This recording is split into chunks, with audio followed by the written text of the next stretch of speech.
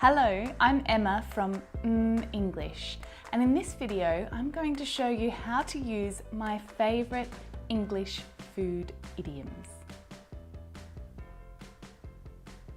English idioms are a piece of cake. Now, if you don't know what English idioms are, they're expressions in English that are really commonly used, or lots of them are really commonly used. But the individual meaning of each word on their own, is different to the meaning of the expression when all of these words are together. So this expression means that something is easy or simple to do. I'm confident I passed the exam. It was a piece of cake. Now, there are hundreds and hundreds of English idioms. So trying to learn them all is a pretty overwhelming task, isn't it? Even just knowing which ones to focus on, which ones to try and learn, and which ones to use. Some idioms are commonly used and others are not. So my advice to you when you're learning idioms is not to use a huge long list of hundreds and hundreds of idioms. In this lesson, I'm going to share with you a few idioms that I use all the time, almost every day. And all of these idioms are to do with food. Ready? Let's try them out. To put all of your eggs in one basket. Now, this idiom is used to describe when you risk everything at once. And it usually relates to money or opportunity or hopes for the future. And it's based on the idea that if you drop the basket that's full of eggs, you'll lose everything. Perhaps it's a better idea to put your eggs in a few different baskets so that if you drop one, you'll still have some others. For example, while my brother trained to be a professional footballer, he also studied a degree in engineering because my dad told him not to put all of his eggs in one basket. Or,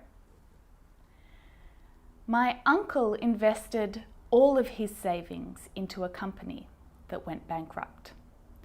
I don't know why he put all of his eggs in one basket. To be in a pickle. We use this idiom when we're in a difficult situation or we have a problem. And it's often said to be in a bit of a pickle, especially when it's not a serious problem and you want to make it seem less serious than it really is. I'm in a bit of a pickle. For example, we're in a pickle, we've just locked the keys in the car. Or, I promised to pick up my sister from the airport, but I'm still at work and I can't leave yet. I'm in a bit of a pickle, can you help? To bite off more than one can chew. This is one of my favourite ones. It's when you try to do something that is too difficult for you and you're not able to do it. Maybe you don't have the skills or you don't have the time to make sure that you can do it. For example, he's been working back late every night this week trying to finish the project. I think he's bitten off more than he can chew. Or, I'm so sorry, I haven't got time to meet you for lunch today. I'm organising my sister's surprise party and I've bitten off more than I can chew. There's so much to do.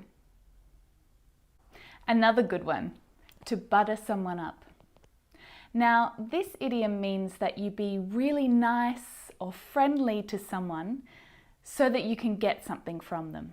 You want them to do something for you, so you're very nice to them. You're buttering them up. Have you ever cooked your mum a really nice meal, or maybe taken her out for dinner and then asked her if you can borrow some money? Then you've buttered her up. Here are some more examples. I know that Paul has a spare ticket to the concert. Perhaps if we butter him up, he might offer it to us. Or, He'll have to butter his boss up if he wants to take extra leave at Christmas. In a nutshell. Now this idiom is used to show that you're talking about something or describing something in a really simple way. You're not using many words. You're trying to be as clear and as simple as possible. For example, your friend asked you about a movie that you saw on the weekend, and you answer, "Well, it's a complicated story, but in a nutshell, it's about 3 astronauts who disappear for about 30 years before returning to Earth with no memory of anything that had happened." Another example. "I don't want to explain their whole history, but in a nutshell, they just wanted different things out of life. She wanted travel and adventure. He wanted to focus on his career. So in the end, they broke up." It's really sad. So they are my favorite English food idioms.